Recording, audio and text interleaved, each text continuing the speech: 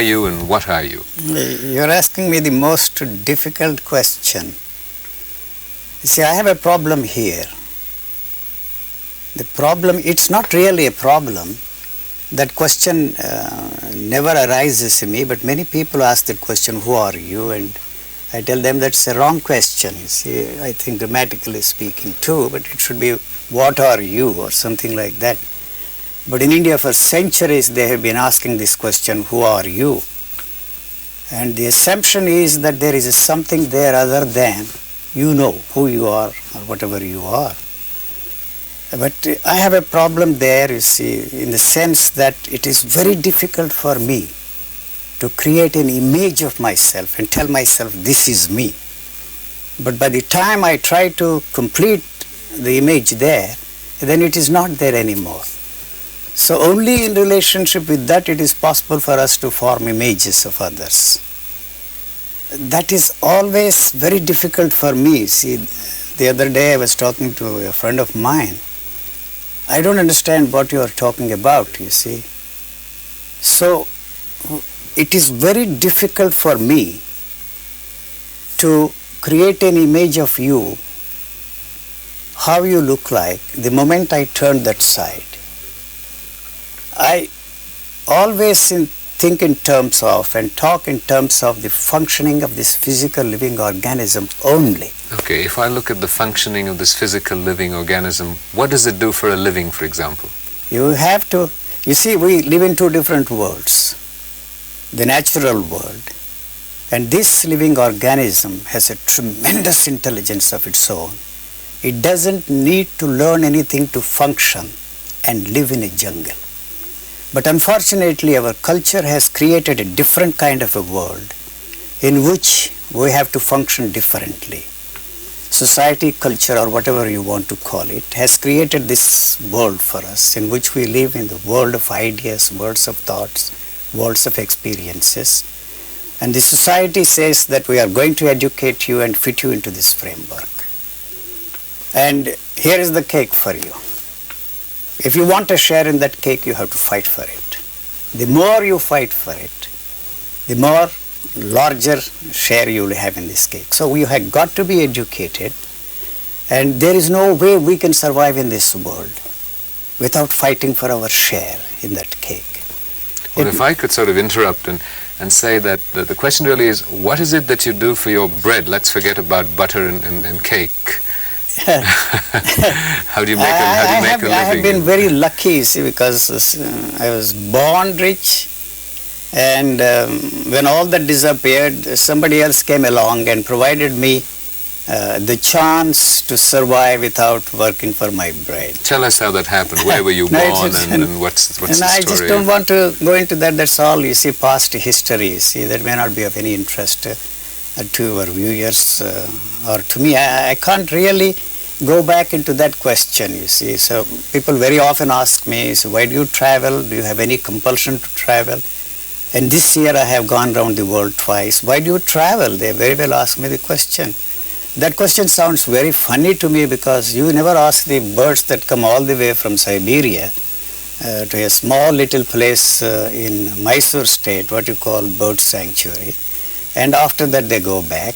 You've been reluctant to sort of have labels attached to you as teacher, philosopher, or what have you. God, man, guru, or and whatever. all that kind You have a reluctance. You see, when people ask me, what are you? You see, what do you do? You see, not necessarily for a living. I have to tell them, I'm a philosopher of some sort. I did my philosophy, but I am not a professional philosopher. But I have discovered something extraordinary for myself. And despite everything I did, I stumbled into something extraordinary.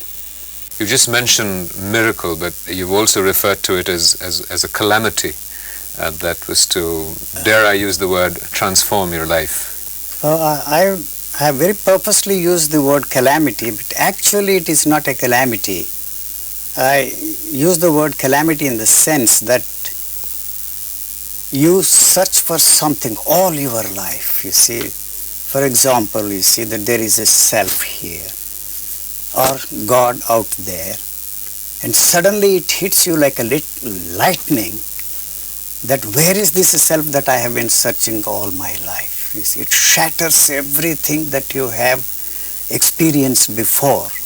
The whole image that you have built around that is shattered to pieces. You expect to be in a blissful state, in a state of ecstasy, full of love, full of compassion. But in its place you find that this is just a living organism, pulsating with life. What is there?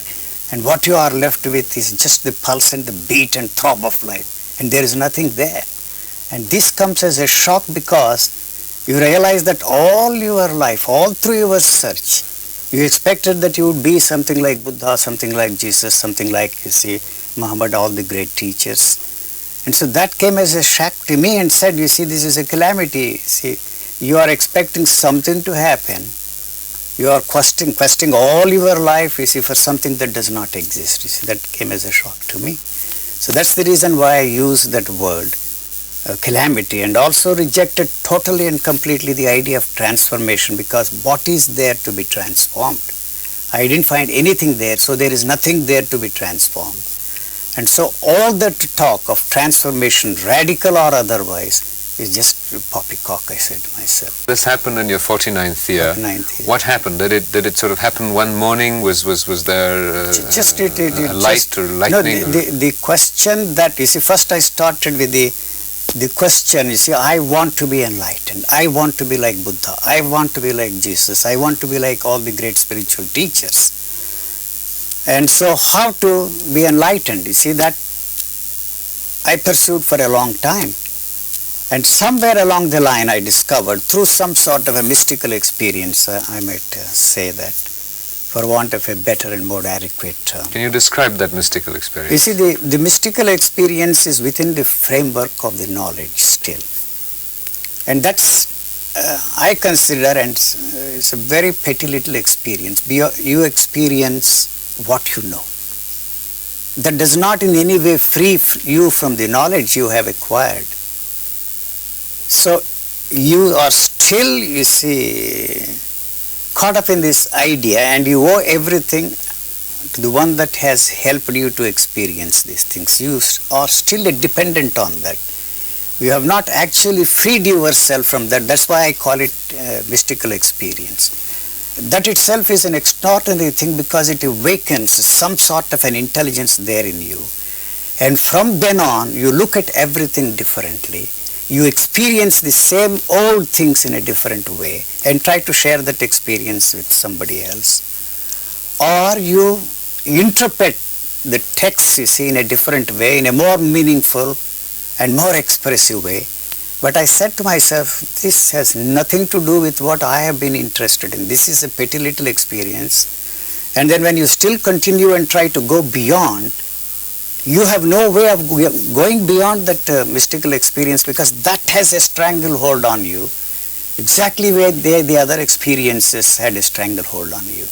There is no way you can get out of that trap, because that becomes more important to you because it is your own experience.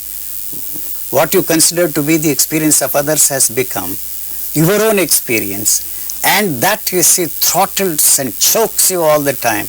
And the struggles to get out of it is more difficult than what it was before. So at that time I could have established a tremendous worldwide organization and invited the whole world and shouted from the tops of the world, here is something which I have discovered for myself. Come ye and listen to me.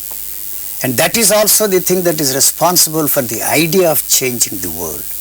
When once you are freed from the demand to bring about a change in you, the demand to change the world around you also comes to an end. The question really is that what is it that you experience? You've told us the consequences of that experience.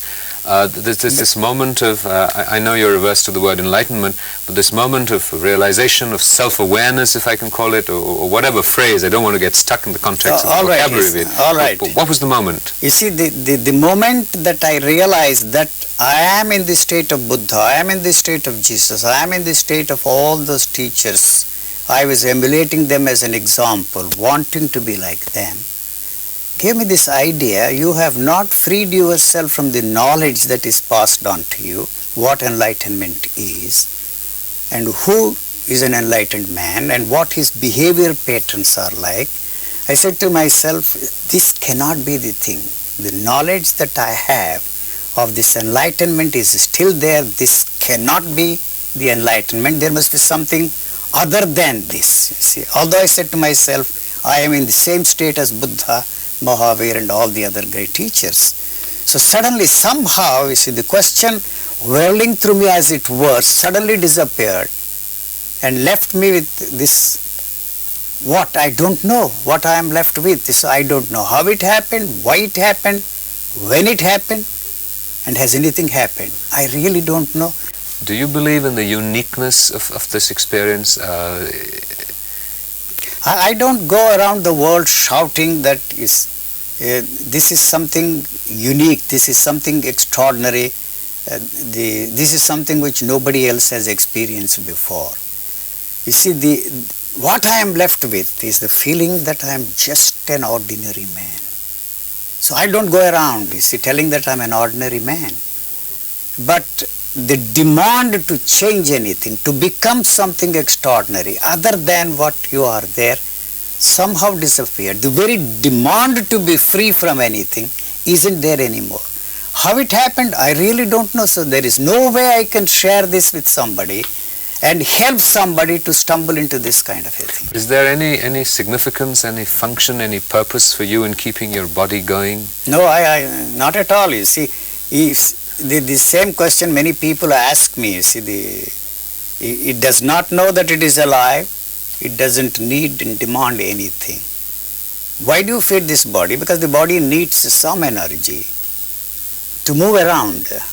You see, you don't expect me to do the toileting here. You see, for purposes of cleanliness, for purposes of neatness, for purposes of whatever word you want to use, this needs some energy, and that is all that is necessary for this body. Otherwise, the life energy that is there is something extraordinary, and it expresses itself in its own way. But would it matter if the body ceased to exist?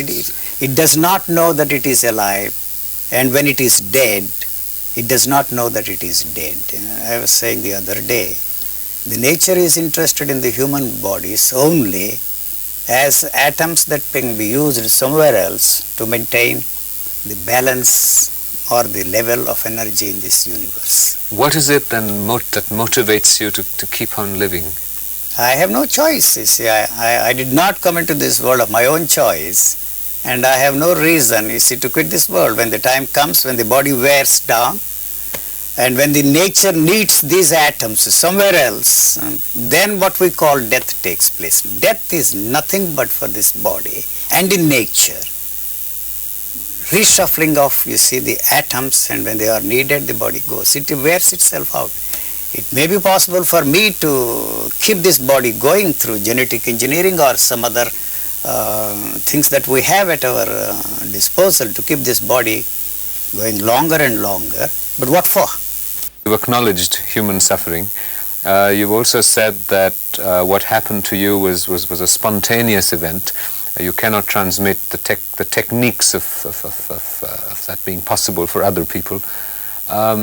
What is it that an individual can do, or is there a process of inevitability to an individual's suffering? Where does the catalyst for his own? I don't think individually there isn't a thing. I don't like to use the word damn, the cursed word, at all. You see, collectively means war, you see. Well, at the individual level, what is it that a viewer, me, well, you've already managed it, what is it that we can do? I have not managed it through any volition of mine, through any effort of mine, through will of mine. Let me use this, riding a tiger proverb or simile, Chinese proverb, I suppose.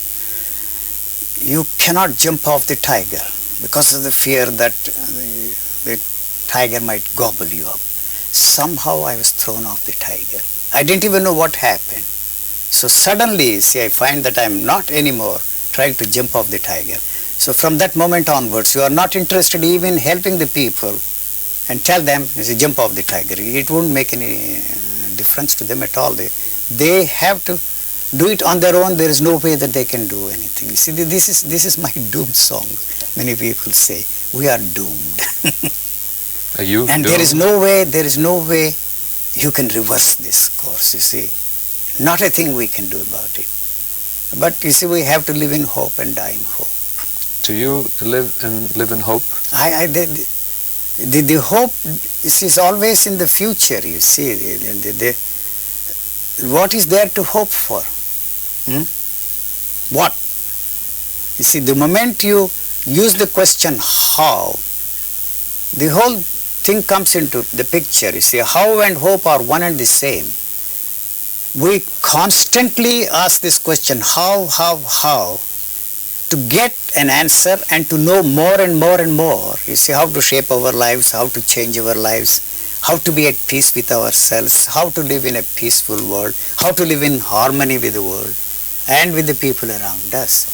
But that how is born out of the hope that somehow, some way you can know how you can change the whole thing. So the moment the how springs up there, the hope goes with it. There is no how. Somehow, you see, the demand to know is not there in me.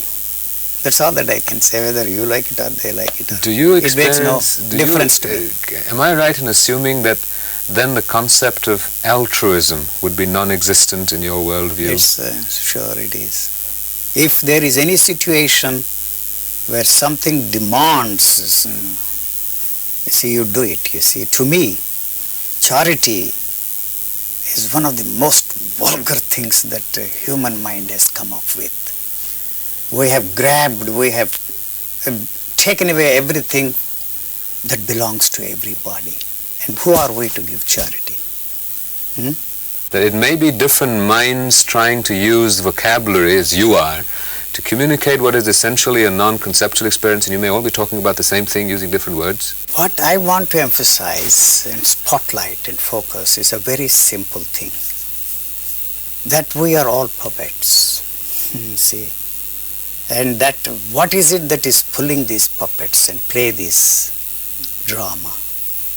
You call it thought sphere, you call it culture, you call it the fancy phrase I used genetic, morphogenetic field. It really doesn't matter. What I'm trying to emphasize or put across is one basic thing, that there is no individual there at all. There is no individual mind there. You and I have been created by culture, by society, for the simple reason that that is a self-perpetuating mechanism, and it is interested in perpetuating that, maintaining its continuity. So there is nothing here, there is no individual there. The very demand to be an individual is baseless, is false. But yet you see the very same culture that is all the time emphasizing the need to create individuals has created this neurotic situation for us. You see, two things, that there is no individual, but yet you have to be an individual. It seems to me almost as if you're abdicating responsibility, individual responsibility, to larger, well, I use the word larger with hesitation when talking to you, but external forces. I even get stuck on the word external because you would argue that there really isn't an external agency. But using the vocabulary of most of us, if I may use that, to say that I as an individual am a victim or a participant in a larger societal context, where is the impetus for action or initiative then? You are a willing victim there. I'm not blaming you, you see. Then when the situation is different, then the question of victim does not at all arise. Do I have a choice? You have no choice. You have no choice. Do I then? You are part of it, you see. This is all that is there. The world cannot be anything different because you being what you are, how can you expect the world to be different? We are all the time preparing for war, and how can you envisage the possibility of a peace on this planet? You know, flag is here. The flag represents what? As long as I wave my flag here so long, I cannot talk of peace because the other chappie also is waving his flag. So how do you reconcile this situation? Preparing for war all the time and talk of peace. Peace is not something that will descend upon us. Do you feel optimism or pessimism, or do you feel nothing at all? I don't think you can fit my statements into either this side or the other side. You see, people say that you are very negative, and all right, you are not negative, you are not pessimistic, you are very optimistic. What does it really mean? An optimistic individual is pushing things, you see, he is using his will, he is using his effort, and he is living in the hope somehow that we will turn this into a paradise and all of us will live in comfort and peace. So what you don't seem to realize is the very idea of creating heaven on this earth is the one that has turned the whole thing into hell. Actually, it is not hell. If we are lucky enough to be freed from all those utopias, the whole idea of a heaven, this itself will become an extraordinary place to live in. Would you call yourself a pessimist? It's up to you to put stick the label on me. I don't know. I don't think in terms of optimism, pessimism at all, negativism or positivism. Many people say that you are very negative. You see, the negative approach is invented by thought because you have totally failed to reach your goal through positive means. You have invented a negative approach, but the goal is a positive goal. So it doesn't matter whether you approach your goal positively or negatively. Is there any such thing? My English is bad now. Anyway, you see, the goal is the most important thing. What we have to do is to free ourselves from the whole value system without replacing that value system with another set of value system.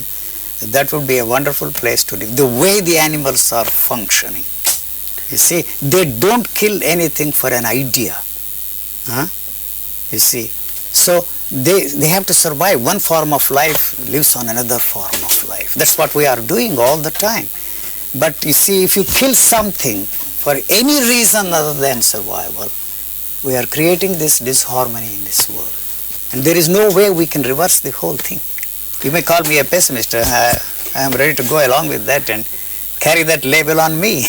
On the one hand, you speak about the inevitability of processes and the biochemistry of the brain and sort of the vocabulary of the inevitability of life, and at the same time you talk about freeing oneself from a variety of responses, as it were. I don't see how they coexist. There is a difficulty of the language here. I'm not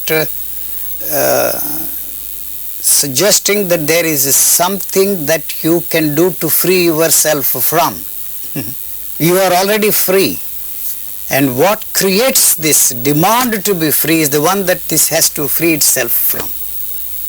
You see, this expresses itself in an extraordinary way, you know. This is something which you cannot even think of creating, but unfortunately, where have we gone wrong?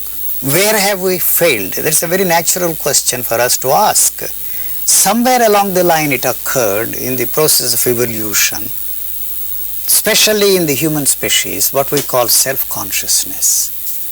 So that separated us from the totality of life around us. Actually, it is one single unit in the whole thing. But this self-consciousness separated us from everything. And it is that is responsible for creating, you see, the whole religious thinking of man. Forgetting that we have created all those things, God, truth, reality, or whatever you want to call it, only as an extension of pleasure. So whether religion has turned us into cowards, or our cowardice is responsible for creating religious thinking of man, is anybody's guess. You see, I'm not against religion at all. You see, all the other systems the human mind has invented are nothing but the warty outgrowths of religion, even communism. But is it mere semantics when you say that where we have gone wrong, according to your vocabulary, we haven't gone wrong, nothing has gone wrong, and that too there is a value system that it's wrong. No, this value system that is fitting the events into its framework and says something is wrong. But you're ascribing a value that it's wrong. It's the way it is. The value system is wrong. Then we wouldn't say that it is wrong. We wouldn't do anything to change anything there. This is a perfect piece of creation, and our value system makes it believe that something is wrong with it, you see. So we superimpose on that all our ideations and meditations and destroy what is something extraordinary that is already there. Whether, you see, it will continue forever or not, we don't know. Why this was created, what is its purpose, what is going to happen, it doesn't in any way help us to understand whether this whole thing was created by God. Is understanding important? It is not. You see, we give so much tremendous importance to understand things, to know things. You see, that works in the field of, you see, that camera. You see, that's the only area where, you see, you have to know, you have to get help from somebody to operate. But in the living atmosphere, living situation, the dead thing cannot help us to understand anything.